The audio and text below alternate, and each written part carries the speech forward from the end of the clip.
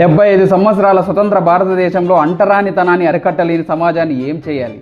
దిగువ మధ్యతరగతి కుటుంబాలు, మధ్యతరగతి కుటుంబాలు పైకి రానియకుండా పన్నుల రూపంలో మొత్తం పీల్చేస్తున్న ప్రభుత్వాలను ఏం చేయాలి?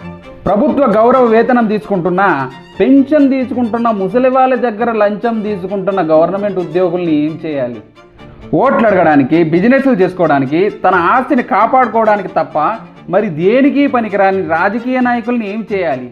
మన రూపాయి విలువను మనమే తగ్గించుకొని విదేశీ పెట్టుబడులను ఆకర్షించడానికని సొల్లు కబుర్లు చెప్తున్న అదే రాజకీయ నాయకుల్ని మనం ఏం చేయాలి? మన గురించి మన దగ్గర మంచిగా మాట్లాడి వేరే బయటికి వెళ్ళిన తర్వాత మనకు గోతులు తవ్వే మనుషుల్ని మనం ఏం చేయాలి? డ్రీమ్ బిగ్ అని పెద్ద పెద్ద వాళ్ళు, గొప్ప వాళ్ళు చెప్తుంటే వాడు ముందుకు పోకుండా మనల్ని ముందుకు పోనీయకుండా వెనకలాగుతున్నవన్నీ మనం ఏం చేయాలి?